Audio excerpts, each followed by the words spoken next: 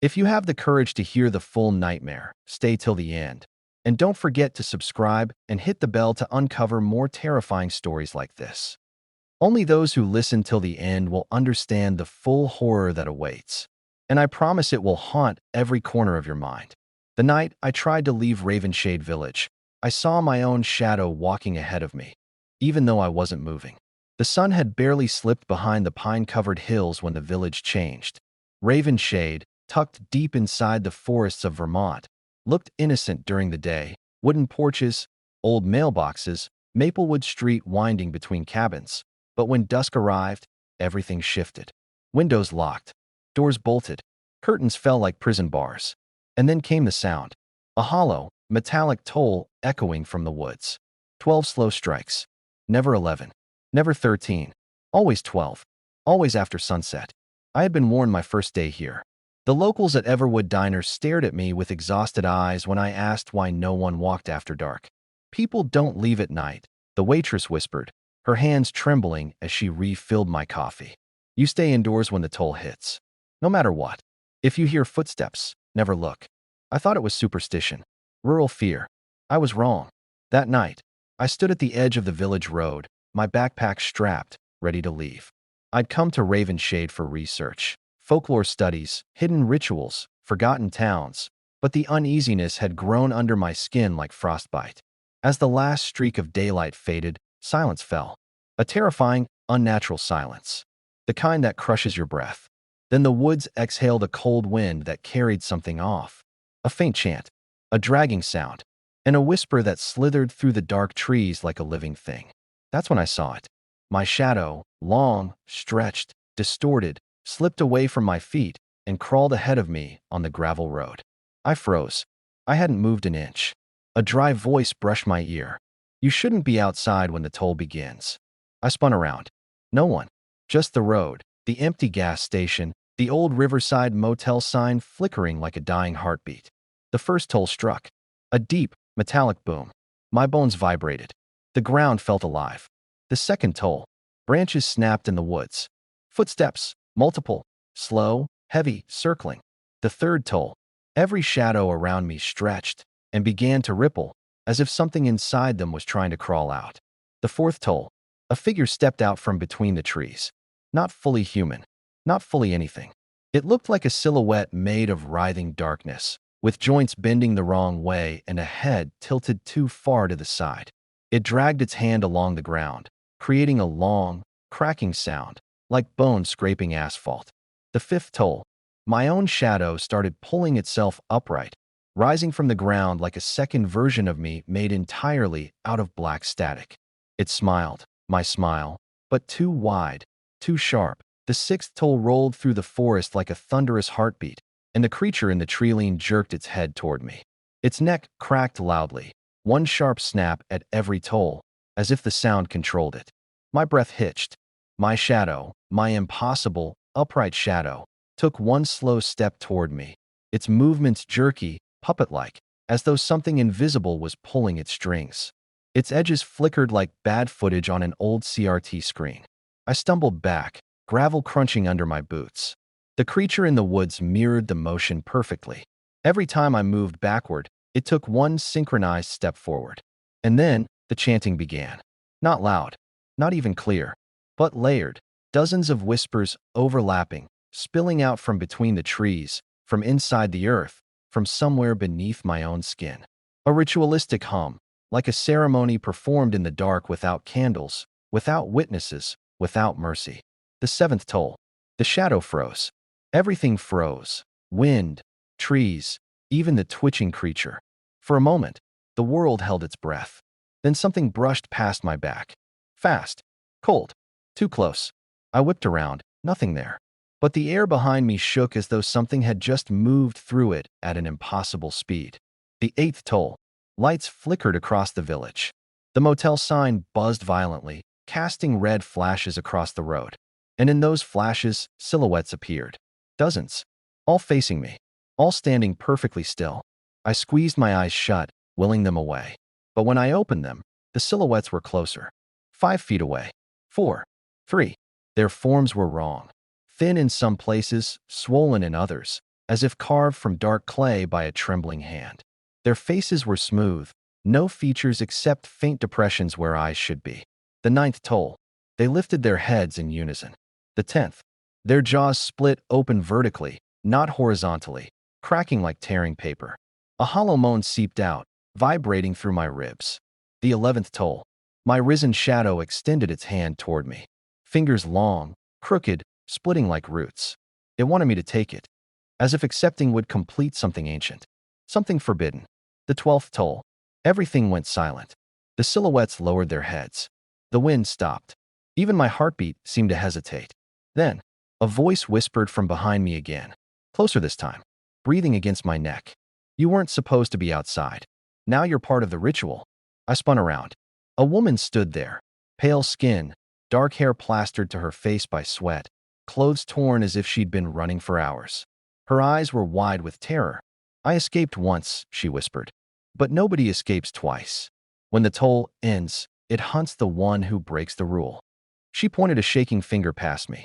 Run, before your shadow reaches you. I turned. My shadow was inches away.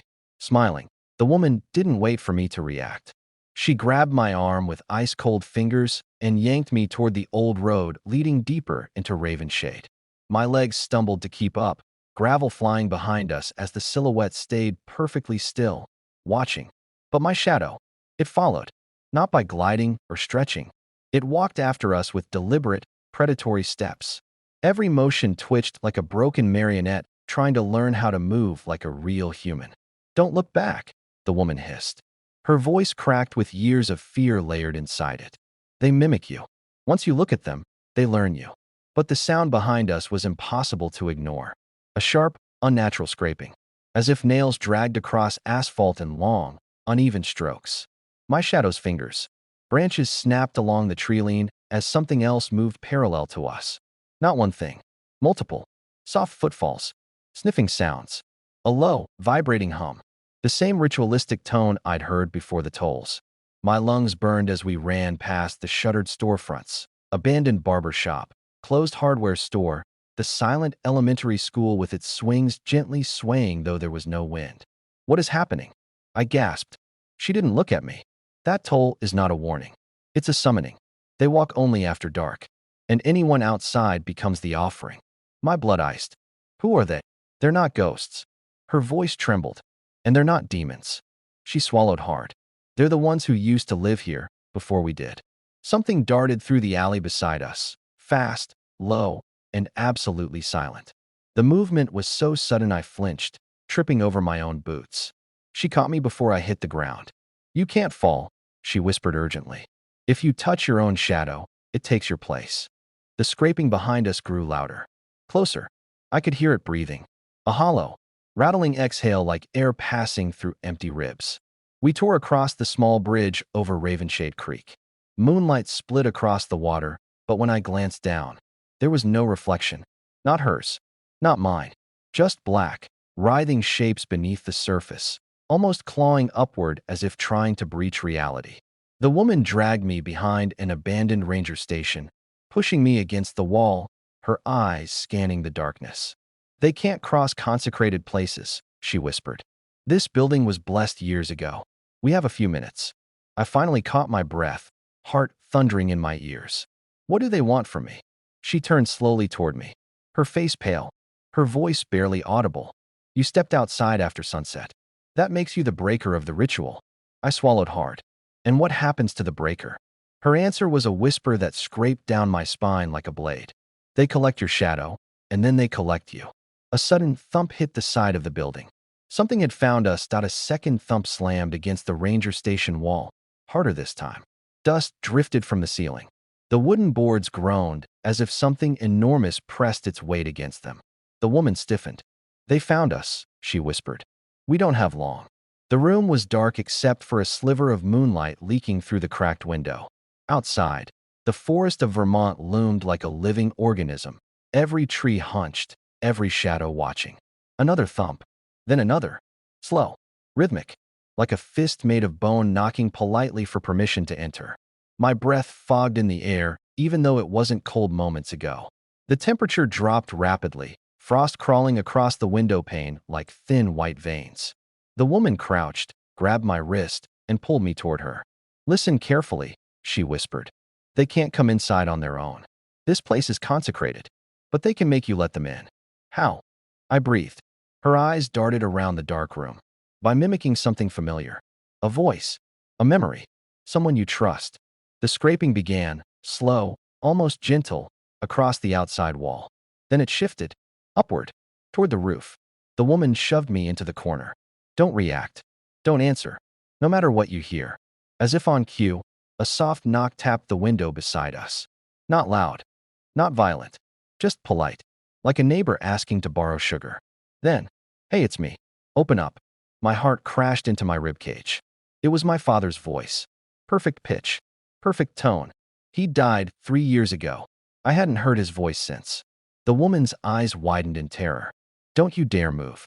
Another knock, this time accompanied by a faint shadow behind the frosted glass. A silhouette that looked exactly like my father's broad shoulders, his familiar posture. "Son," the voice whispered, soft and trembling. "I'm cold. Let me in." Tears pricked my eyes. The voice wasn't just similar. It was real. It carried the exact warmth I remembered. But then, a small flicker at the edge of the silhouette caught my attention.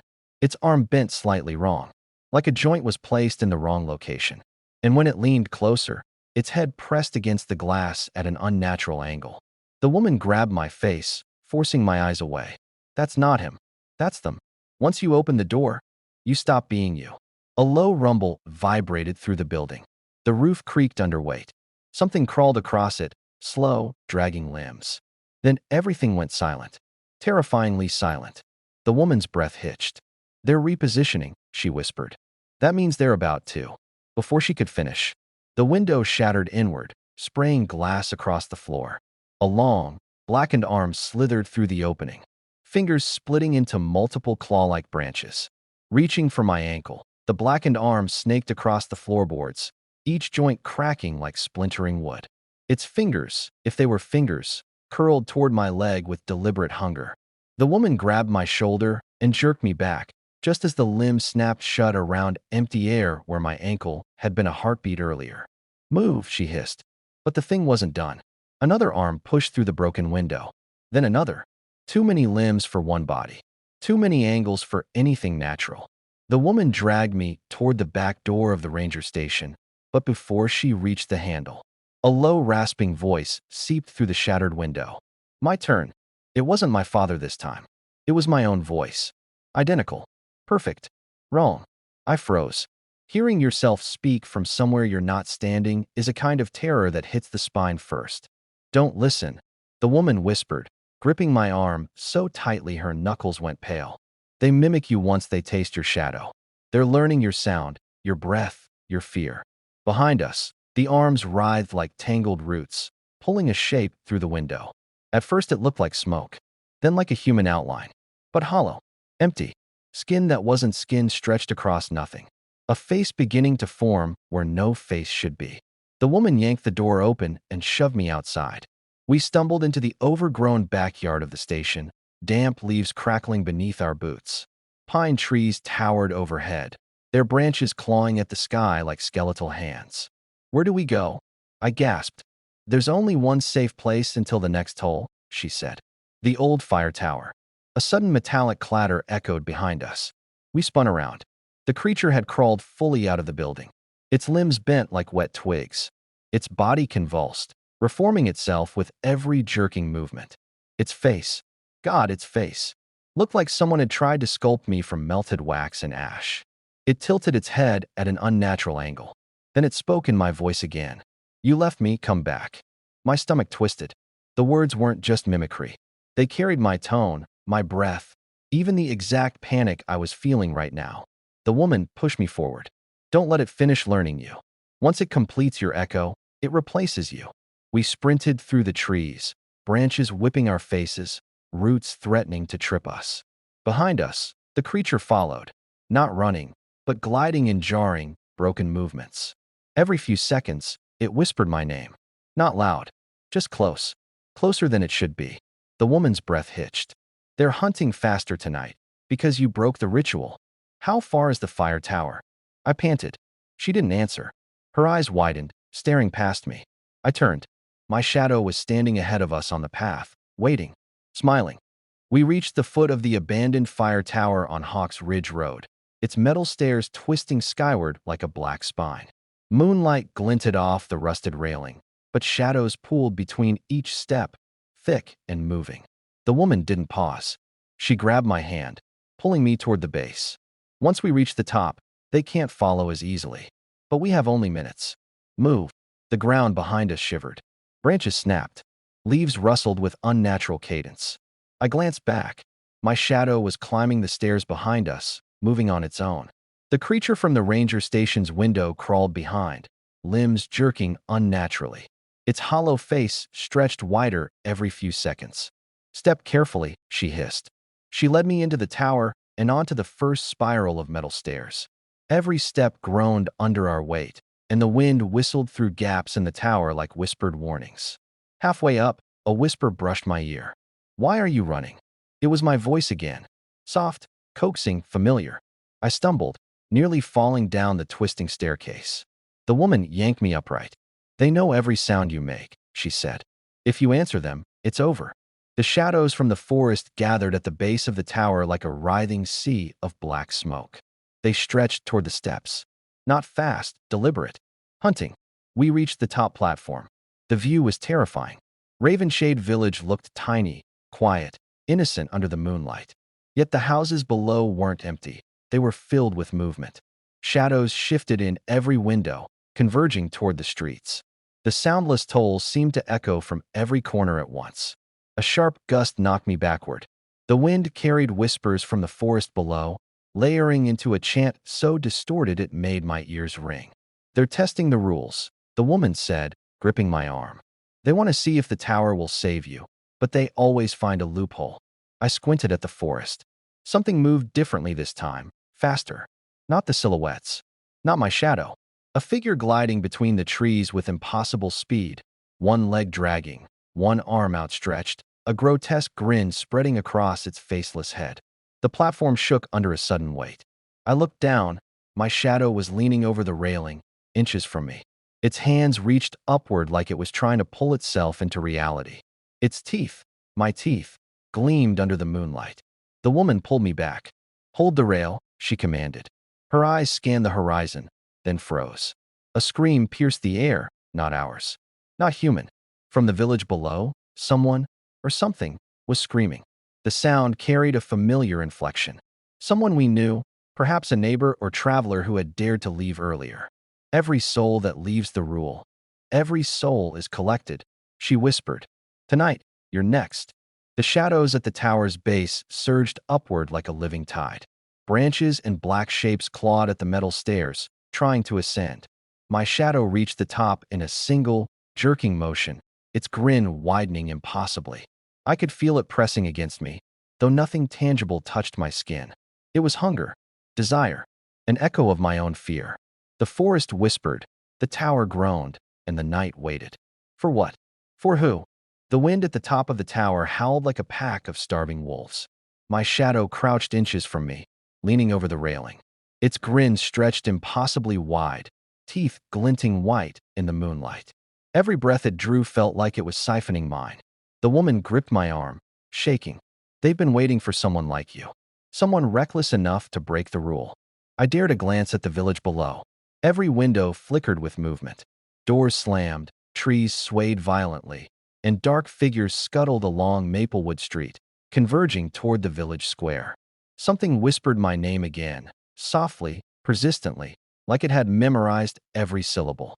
A black, jerking arm clawed over the edge of the platform, fingernails scraping metal. It twisted unnaturally, bending in impossible angles. I felt its presence inside my mind. A cold, gnawing pull that made my stomach churn. "They want more than your shadow," the woman said, voice breaking. "They want everything." Suddenly, I felt my reflection in the tower railing. Not my reflection, but something wrong. Eyes hollow, skin stretched, a grin too wide to be human. It was me, but not me. It was waiting. From the forest below, 1,000 whispers rose in unison, forming words. "Bring it to the toll." The woman shoved me against the railing. You need to jump to the next platform. Now, I obeyed, heart pounding. The platform shuddered beneath me. My shadow followed, jerking with each step like it was learning to walk faster, smarter. A sudden movement in the sky, dark, distorted figures gliding silently between the trees. One lunged straight at us, passing through the railing without touching it, freezing midair. It grinned, teeth sharp and wrong. I stumbled backward, and my shadow lunged, hand reaching for my ankle. Its cold touch brushed my skin. I screamed, but didn't look. The woman grabbed my hand again. Climb. Don't stop. Don't look. We ran up the spiral staircase, each step groaning under our weight. The tower swayed violently, as if something massive was shaking it from below. Shadows crawled up the stairs, forming black knots that twisted and writhed like living ropes. Reaching the top platform, we saw them. The figures from the woods converged at the edge of the village, standing perfectly still. Then, with one sudden motion, they raised their hands and pointed at us. The shadow behind me stiffened. Its grin split wider. A cold wind hit, carrying whispers of my name, growing louder. My heart raced. My limbs trembled. The woman whispered, "They'll collect the breaker first, then anyone who listens too closely, anyone who watches until the end." I felt it. The pull, the hunger, the inevitability. The creature lunged. Its limbs snapped at impossible angles. The shadow tried to merge with me, filling my vision with black. My ears rang. My lungs burned. And then, silence. The wind screamed across the top of the fire tower, whipping at my clothes and hair like invisible hands. Below, Ravenshade Village lay in an unnatural stillness.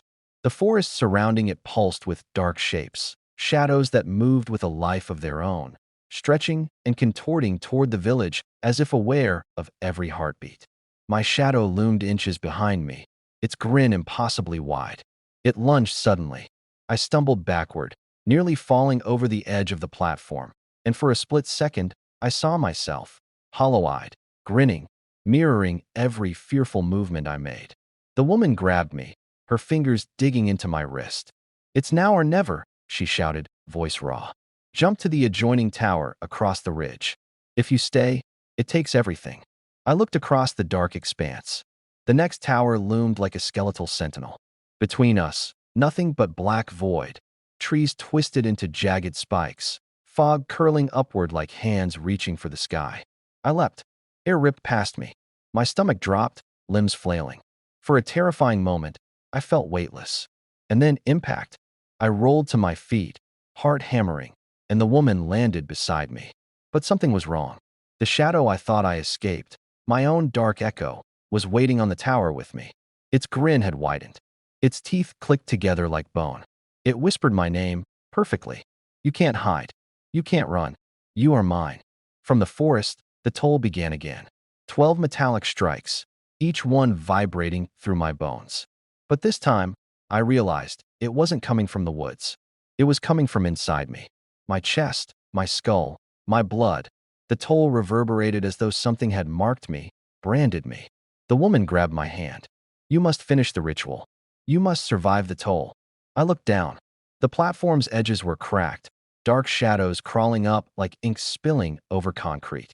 The wind carried whispers, laughter, voices I knew, and some I didn't. My neighbors, my friends, all dead or trapped, echoing through the night. The shadow lunged again. I swung my arm instinctively, and it passed through me, cold and burning at the same time. My reflection in the moonlit metal showed a terrifying truth. I was already half inside it. My eyes in the reflection weren't mine. They were hollow voids, and the grin spreading across my face. It was not my own. The woman screamed, "Hold it back. Focus. You are not it." But the toll continued, pounding inside me. I could feel every step of the figures below, climbing, converging, reaching. My shadow's laughter mixed with my own screams. The air itself seemed alive, pressing down, suffocating. I stumbled to the edge of the tower. The night seemed endless, the forest a sea of black, moving creatures. My shadow's hand reached for my throat. And then, silence. The toll stopped. The wind stilled. Even my heart seemed to hesitate. I opened my eyes. The woman was gone. The platform empty. And below, Ravenshade Village glowed faintly under the moon. But there was a new shadow there, creeping along Maplewood Street, stretching longer than it should, moving as if it had learned something new. A whisper reached me from nowhere. See you next time. If you enjoyed this horror story, don't forget to subscribe to the channel and turn on the bell icon for more terrifying stories.